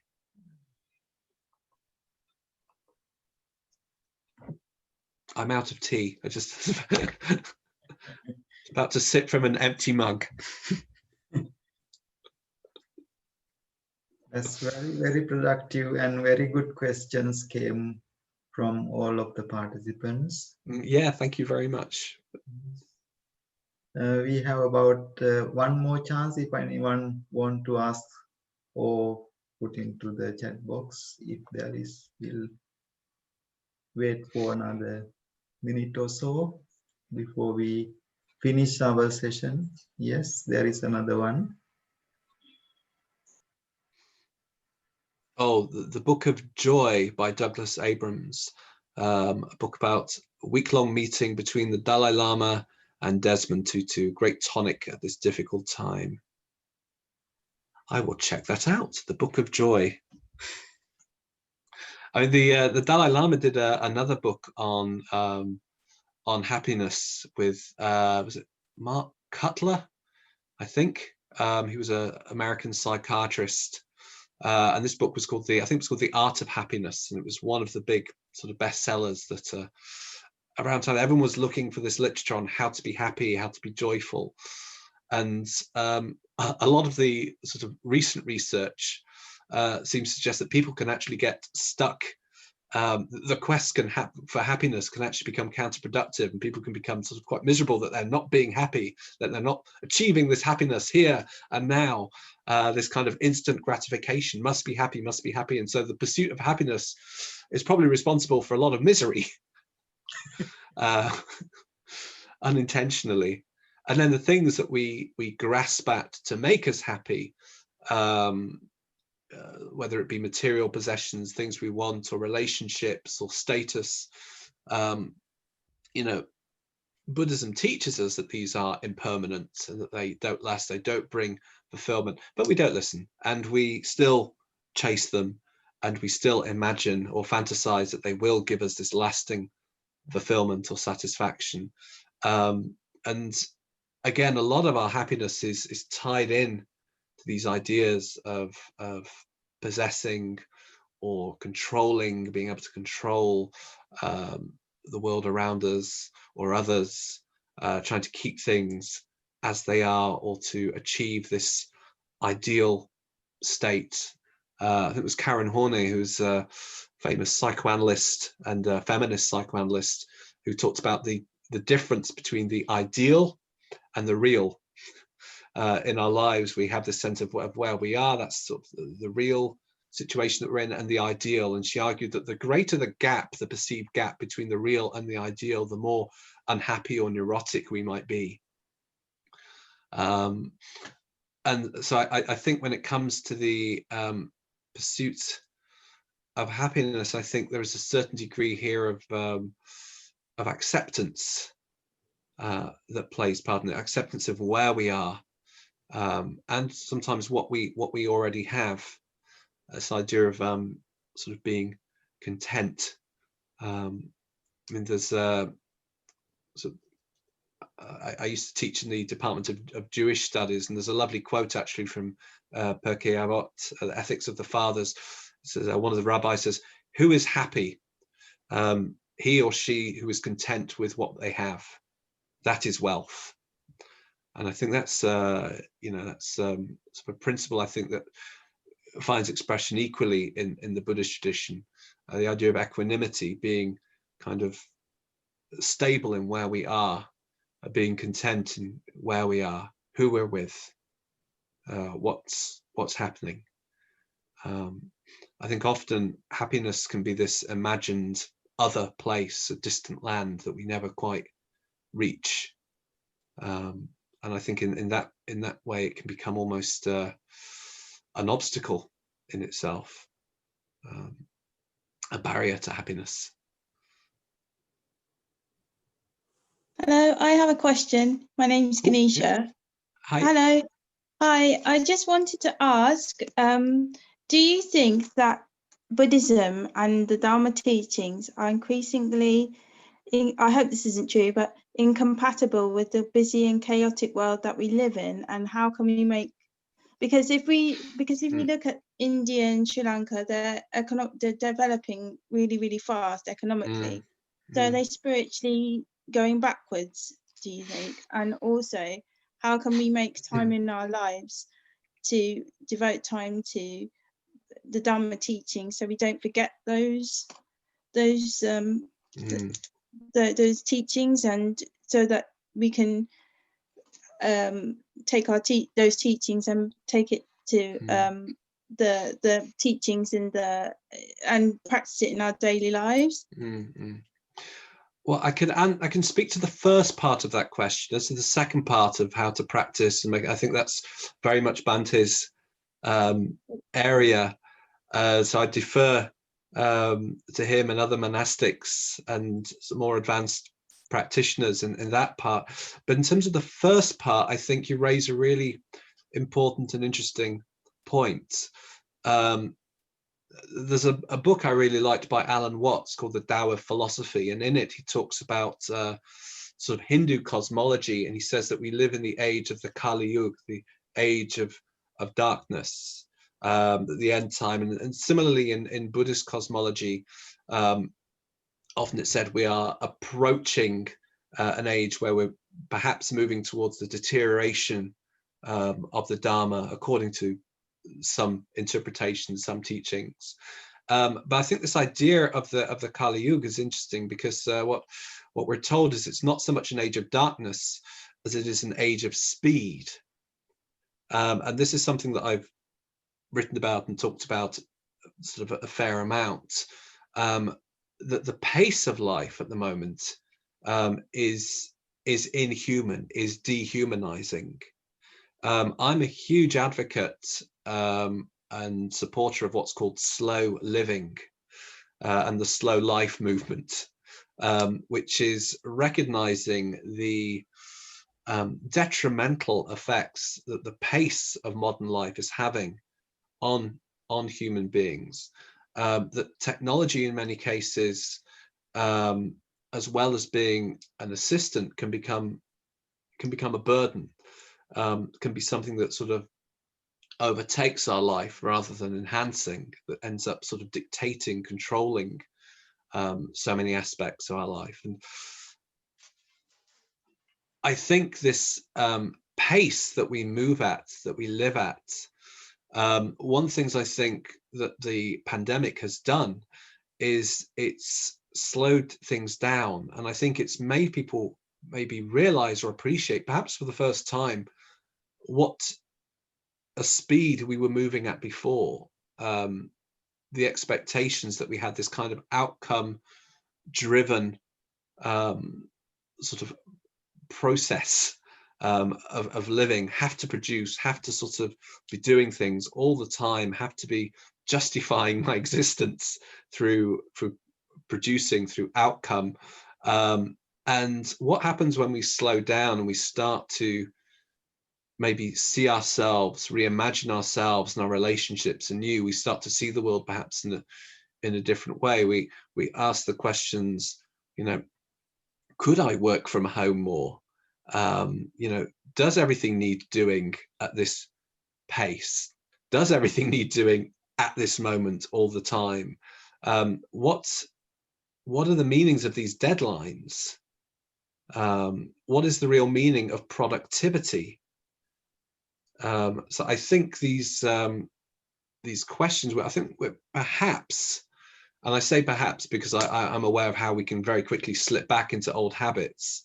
I think perhaps the pandemic might have got people thinking differently about speed, about productivity, about how we spend time, about what matters most in life, about our priorities. I know some transpersonal psychologists have been kind of anticipating that this is going to be the moment that turns people towards a more spiritual outlook, getting people to think more about what matters in life. But I'm not sure. We'll wait and see. If nothing else, I think it's caused a pause, and it's given us time to think, to look, to maybe see a little bit more clearly, and maybe to reevaluate some of that, because certainly without that space, without that time for pause, there is no room for the Dhamma. There is no room for cultivation in that sense. It's like the old the Zen saying, everyone should meditate 15 to 20 minutes a day, unless you're busy, in which case you should meditate for 40 minutes to an hour.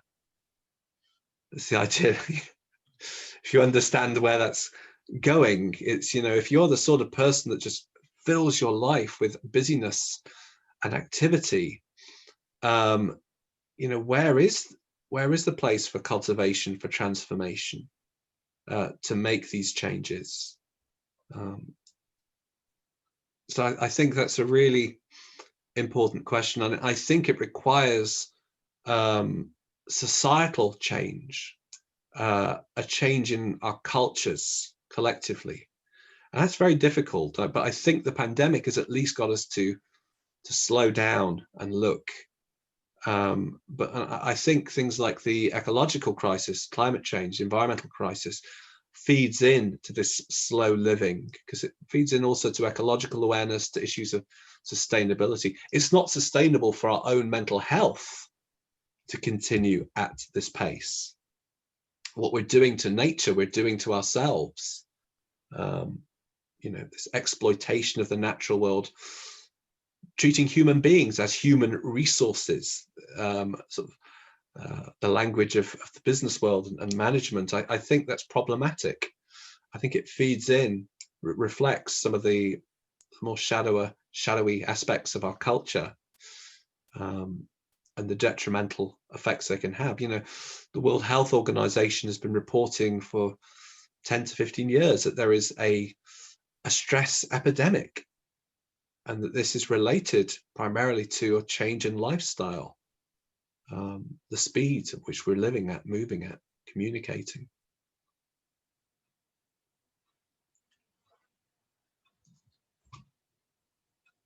hopefully that goes some way to answering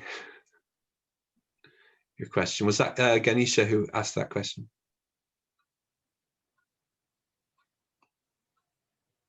Yes, Ganisha, Oh, you it want was.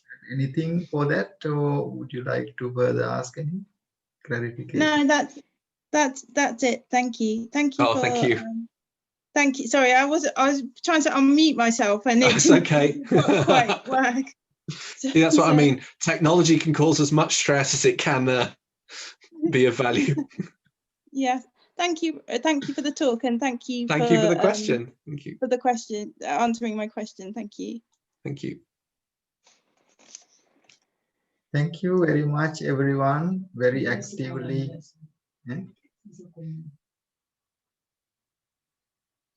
Yes, that's appreciations from everyone.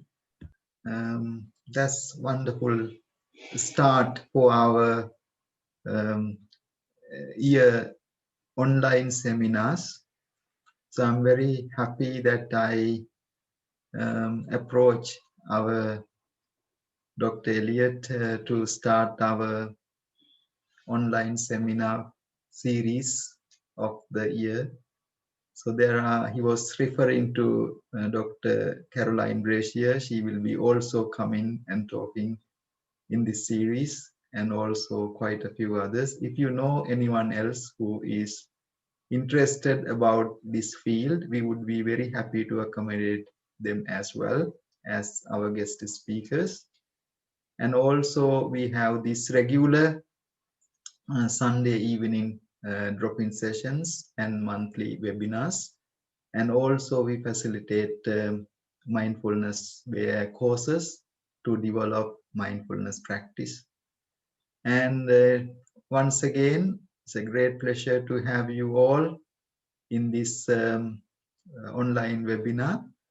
And first of all, I would like to share my heartfelt blessings with our Dr. Elliot Cohen for taking a lot of effort and energy to spend with us over 2 hours and sharing such a wonderful information in a very balanced and very much in a very comprehensive manner.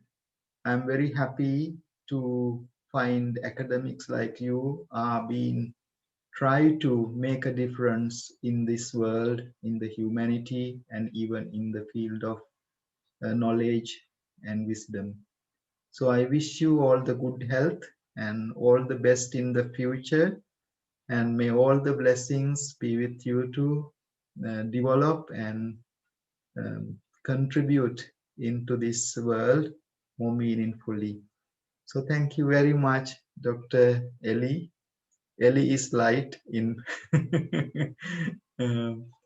so it's a great pleasure to have you. And it was very interesting talk, and it was very, very good talk that we all enjoyed, even though we are going over our time. But everybody enjoyed and everybody asked very good questions. Thank you. So we'll sit 1 minute in meditation to finish our day.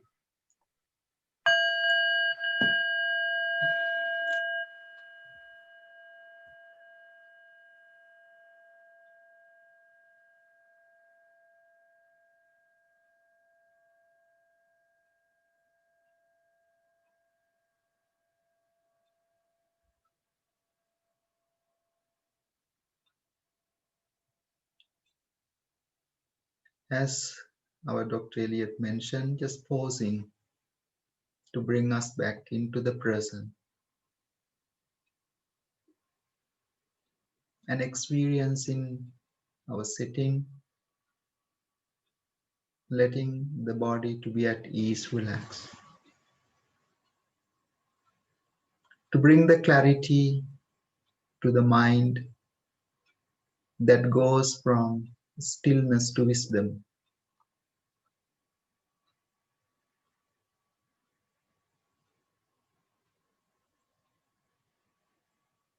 Developing sense of gratitude that develops into compassion, sympathetic joy, and end into the equanimous nature, equilibrium, equanimity. Sense of being happy in the present moment. With that smile, take a gentle breath slowly in. Slowly breathe out, relaxing the body.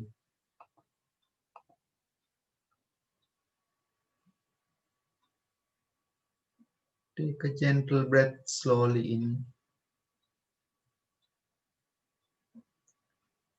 Slowly breathe out, relaxing the body.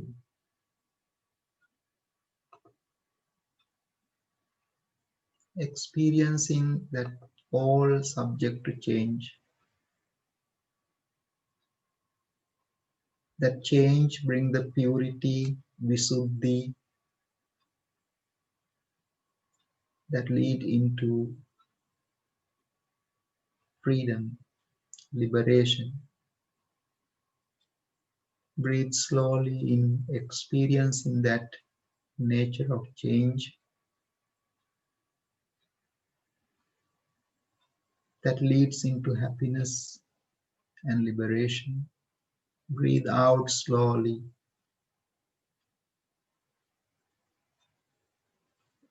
Experiencing the letting go to enjoy the benefits of it.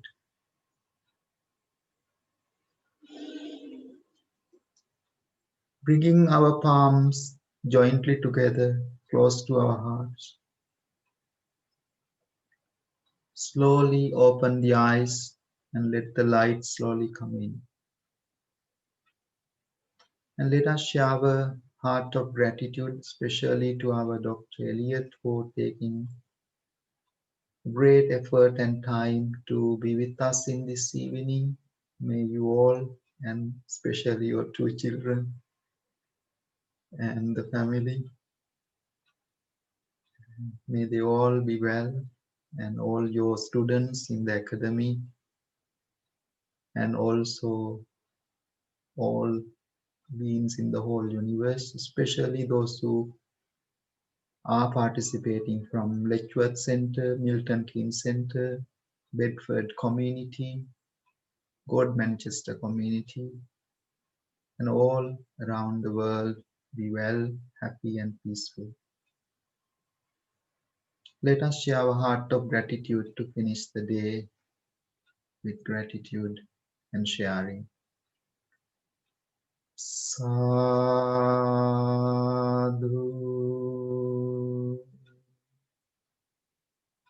sadhu,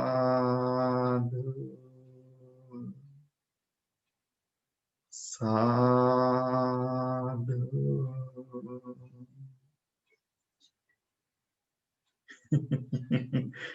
How wonderful to see. Happy birthday. Is that the... It is. He just wandered in, just at the end. Buddha. Buddha, that's right. Little Buddha. That's Buddha. That's right. Happy birthday from Buddha. Happy birthday. Say thank you. I don't need a thank you. You say night night. I don't need a night. You don't need a night night. I think you do. It's very late for you. I don't need a night. I'll see you soon one day. Thank you. Forward to see you soon. Take care. Take care. Be well. Thank you. Bye. Thank you for coming. Thank you.